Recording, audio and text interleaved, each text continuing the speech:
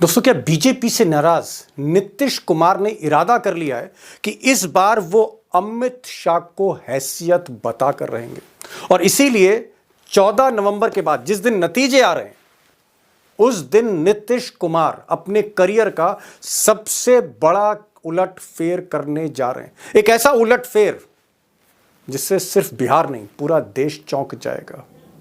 अब इतनी बड़ी बात मैं नहीं कह रहा हूं दोस्तों, ये बात कह रहे हैं बिहार चुनाव से पहले बहुत ज्यादा उछल कुछल मची हुई है, लेकिन उससे पहले नीतीश कुमार ने एक बड़ा ऐलान कर दिया। नीतीश कुमार को लेकर एक बड़ी खबर सामने निकल कर आई है। दावा किया जा रहा है कि नीतीश कुमार आखिरी फैसला लेने जा रहे हैं। दोस्तों, 14 तारीख को क्या नीतीश कुमार मोदी सरकार गिरा देंगे? आखिर ये खबर सामने निकल कर आने के बाद भाजपा के अंदर क्यों खलबली मची है? गुजरात से लेकर दिल्ली दरबार तक हड़कंप मच चुका है। दोस्तों, हमारे साथ वरिष्ठ पत्रकार मौजूद हैं, आप उनकी इस रिपोर्ट को देखिए। नमस्कार, मैं दीपक शर्मा, मेरे यूट्यूब मंच पर आपका स्वागत है। दोस्तों, क्या बीजेपी से नाराज नीतीश कुमार ने इरादा कर लिया है कि इस बार वो अमित शाह को हैसियत बताकर रहेंगे और इसीलिए 14 नवंबर के बाद जिस दिन नतीजे आ रहे हैं उस दिन नीतीश कुमार अपने करियर का सबसे बड़ा उलटफेर करने जा रहे हैं। एक ऐसा उलटफेर जिससे सिर्फ बिहार नहीं पूरा देश चौंक जाएगा।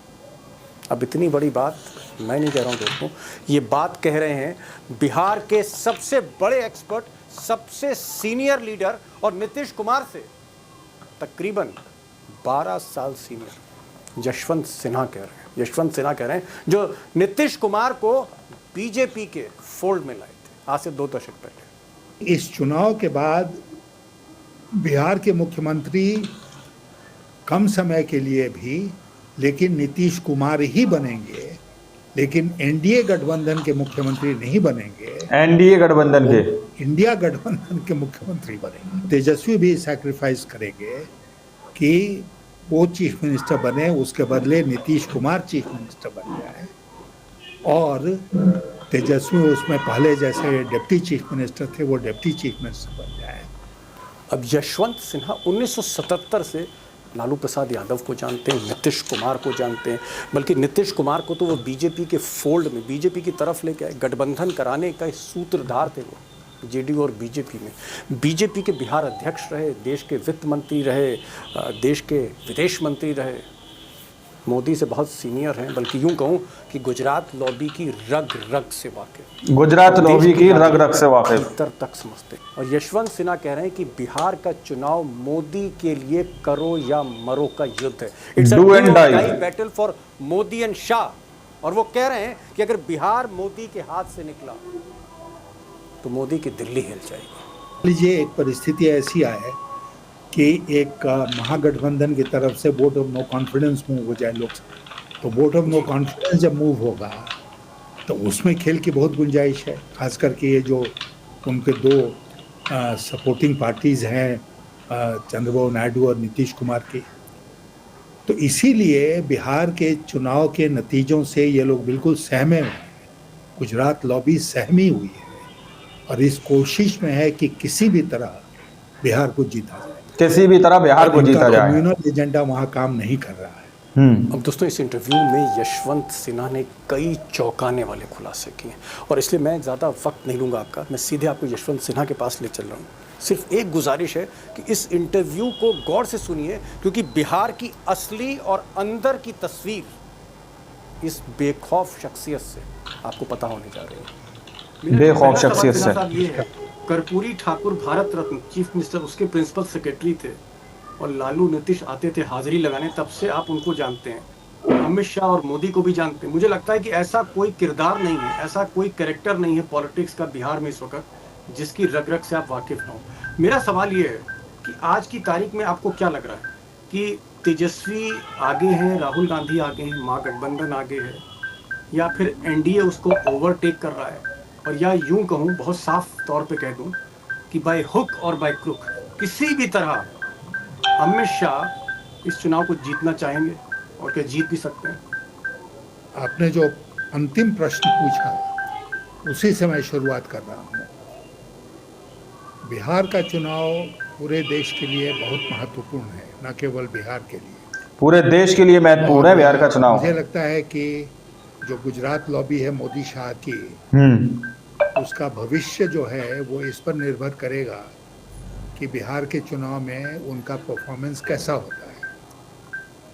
अगर वो बिहार का चुनाव हार गए तो फिर उनकी जो भारत में सरकार है उसकी उल्टी गिनती शुरू हो जाएगी। भारत के अंदर उल्टी और गिनती। इसीलिए वो लोग जी जान से लगे हुए हैं कि किसी भी तरह बिहार के चुनाव को जीता जाए। आपने देखा कि चुनाव आयोग उसमें उनका पूरा सहयोग कर रहा है, और SIR जो हुआ उसमें पता नहीं 60-65 जी। कितने लोगों को निकाल दिया, जो कई लाख 65 लाख, हाँ कई लाखों लोगों को वोटरों किनारे कर दिया, डिलीट कर किनारे कर दिया। और जी। वो वही लोग थे, जानकारी के मुताबिक, जिनके बारे में इनको शक था कि वो वोट करेंगे महागठबंधन के लिए, बीजेपी के लिए नहीं। इंडिया अलायंस को करेंगे जो वोट। तो अब पूरे देश में चूंकि अब SIR हो रहा है, तो पहली बार बिहार के चुनाव में ये एक्सपेरिमेंट किया जा रहा है गुजरात लॉबी के द्वारा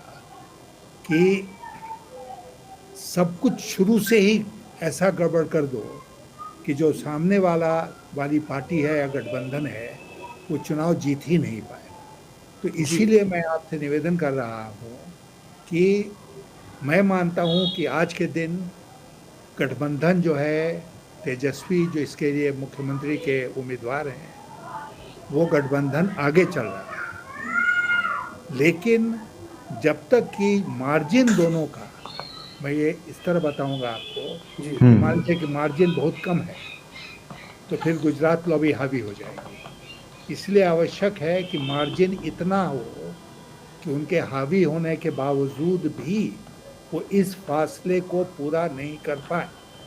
और ये तभी संभव होगा जबकि बिहार की जो जनता है और जो गुजरात लॉबी का समर्थन, बीजेपी का समर्थन नहीं करना चाहते, वो बड़ी संख्या में निकले और अपने वोट का प्रयोग करें। और दूसरा कि लोग इतने चौकस रहें, इतने सावधान रहें कि चुनाव के टाइम में गड़बड़ी नहीं हो। आप जानते हैं कि हर चुनाव में इलेक्शन कमीशन का एक डायरेक्टिव जाता है हर रिटर्निंग ऑफिसर, और इस केस में जो रिटर्निंग ऑफिसर है वो सब डिविजनल ऑफिसर है, कि वो रिजल्ट उस समय तक नहीं डिक्लेयर करेंगे एनडीए गठबंधन के से उनको अनुमति इस बात की नहीं मिल जाती। तो सारा रिजल्ट आएगा चुनाव आयोग के सामने।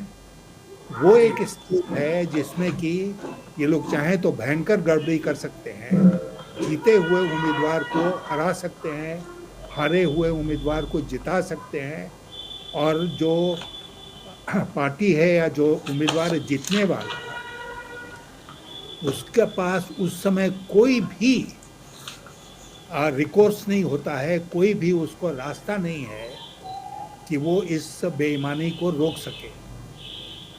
तो इतना भयानक गड़बड़ी ये लोग कर सकते हैं, जैसा मैंने कहा। इससे गुजरात लॉबी की रग रग से वाकिफ।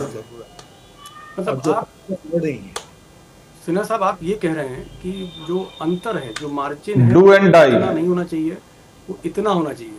मतलब जितना ज़्यादा मार्जिन होगा, जितना ज़्यादा अंतर होगा, उतना ही चांसेस कम होंगे बेईमानी करने के। अगर कम मार्जिन होगा, मान लीजिए 2000 वोट से कोई आगे है, तेजस्वी का उम्मीदवार, राहुल गांधी का उम्मीदवार, या 4000 से आगे है, तो वो ये मैनेज कर लेंगे। आप ये कहना चाह रहे हैं? हाँ, बिल्कुल मैनेज कर लेंगे, वो बिल्कुल इसको मैनेज कर लेंगे। जहाँ कम अंतर है वहाँ पर वो एक तो चुनाव के समय, ये देखिए इन लोगों ने का डिटेल प्लानिंग जो है उसमें ये हर बूथ की जानकारी रखते हैं, ये हर विधानसभा की जानकारी रखते हैं डिटेल में। किसी भी तरह बिहार को जीता जाए। कोई विधानसभा महागठबंधन 2000 वोट से जीत रहा है तो ये पूरी कोशिश करेंगे कि उसके वोट को कम किया जाए, अपने वोट को किसी भी तरह नाजायज़ मीन्स से भी उसको बढ़ाया जाए, और 2000 के वोट का जो फासला है उसको भर दिया जाए, फाड़ दिया जाए। अगर ऐसा नहीं कर सकते हैं चुनाव में, तो फिर जब काउंटिंग बेखौफ शख्सियत से गड़बड़ कर सकते हैं। ओके, हाँ, काउंटिंग में गड़बड़ कर सकते हैं, और काउंटिंग के लिए जब चुनाव आयोग के पास सारे आंकड़े जाएंगे तो चुनाव आयोग जो बैठा है कसम खा के कि गुजरात लॉबी को ही जिताएंगे, तो वो वहाँ पर गड़बड़ कर सकते हैं। और जैसा मैंने आपसे पहले निवेदन किया कि वहाँ पर अगर डिक्लेयर कर दिया रिटर्निंग ऑफिसर ने कि दीपक शर्मा नहीं जीते, यशवंत सिन्हा जीत गए, तो दीपक शर्मा के पास कोई रिकोर्स नहीं है, कोई उपाय नहीं है उस बात को रोकने का। वो बाद में आप इलेक्शन पिटीशन लेकर जाइए कोर्ट में और जो कुछ करते रहिए, लेकिन इसी बीच में आप हार गए चुनाव और दूसरा आपका जो प्रतिद्वंदी है वो जीत गया। एक बड़ी बात सिन्हा साहब आपने कही, और क्योंकि आप बिहार पूरे देश के लिए महत्वपूर्ण है बिहार का चुनाव। बाद में आप देश के विदेश मंत्री बने, वित्त मंत्री बने, अमित शाह हो या फिर मोदी जी हो। एक ज़माना ये भी था यशवंत साहब कि मोदी और अमित शाह से सीधे मिल नहीं पाते थे, उनको पर्ची देनी पड़ती थी, आपके दफ्तर के बाहर बैठते थे। अब आपने जो बातें बताई हैं उसमें जो मुझे कंक्लूजन दिख रहा है वो ये दिख रहा है कि भारत के अंदर उल्टी ज्यादा लीड लेनी होगी, ज्यादा अंतर से जीतना होगा। अगर अंतर कम रहा तो आप कह रहे हैं बेईमानी होगी और कुछ भी खेल हो सकता है, काउंटिंग में भी और वोटिंग में भी। अब मैं एक दूसरा सवाल कर रहा हूं जो बड़ा इंपॉर्टेंट है। आप तो नीतीश कुमार को भी जानते हैं, 1977 से जानते हैं, कर्पूरी ठाकुर के जब आप प्रिंसिपल सेक्रेटरी थे, और बाद में मंत्रिमंडल में आपके वो साथी भी थे वाजपेयी सरकार में, और जब पहली बार वो मुख्यमंत्री बने उसमें भी आप थे वहाँ। मैं ये जानना चाह रहा हूँ कि क्या नीतीश कुमार को साजिश के तहत, ये वर्ड में अंडरलाइन कर रहा हूँ, साजिश, कॉन्स्पिरेसी, क्या कॉन्स्पिरेसी के तहत ये जो गुजरात लॉबी है, अमित शाह और इंडिया अलायंस को करेंगे जो वोट चाहते हैं, रिटायर करना चाहते हैं, उनकी पारी को खत्म करना चाहते हैं? बिल्कुल, इसमें कहीं कोई दो मत नहीं है। और जब मोदी जी का रोड शो हुआ पटने में, तो उस रोड शो में नीतीश कुमार नहीं गए। नीतीश कुमार को पूरा अंदाज है इस बात का कि चुनाव में अगर ये लोग जीत गए और भारतीय जनता पार्टी को ज़्यादा सीटें मिल गई या नहीं भी मिली, तब भी नीतीश कुमार को अमित शाह मुख्यमंत्री नहीं बनने देंगे। और इसीलिए नीतीश कुमार जो है। दोस्तों, आप लोगों ने इस वीडियो को शुरू से आखिर तक देखा। वीडियो के अंदर साफ तौर पर बात की गई है कि किस तरीके से नीतीश कुमार को लेकर दावा किया जा रहा है कि नीतीश कुमार का जो कैंप है वो तेजस्वी यादव के संपर्क में है। तेजस्वी यादव के संपर्क में नीतीश कुमार की पार्टी के लोग आ चुके हैं या आ रहे हैं, और दावा यह किया जा रहा है कि 14 नवंबर के बाद कुछ भी हो सकता है। यानी कि बिहार चुनाव का जैसे ही रिजल्ट सामने निकल कर आएगा, नीतीश कुमार को सीएम नहीं बनाया जाएगा, तो जो भारत के अंदर सरकार है उस पर एक बड़ा खतरा मंडराने लगेगा कि कभी भी सरकार धराशायी हो जाएगी, कभी भी सरकार गिर जाएगी। यानी कि नीतीश कुमार सबसे बड़ा और सबसे आखिरी फैसला ले सकते हैं, एनडीए से अपना समर्थन वापस कर सकते हैं, ऐसे कयास लगाए जा रहे हैं। अब आप लोगों ने इस रिपोर्ट को देखा सुना, आप लोग इस रिपोर्ट के बारे में क्या सोचते हैं, क्या समझते हैं, अपनी राय को कमेंट सेक्शन में जरूर दीजिएगा। सच्ची बक्की खबरें देखने के लिए चैनल को सब्सक्राइब कीजिए। मिलते हैं अगली वीडियो में, जब तक के लिए जय हिंद, जय भारत।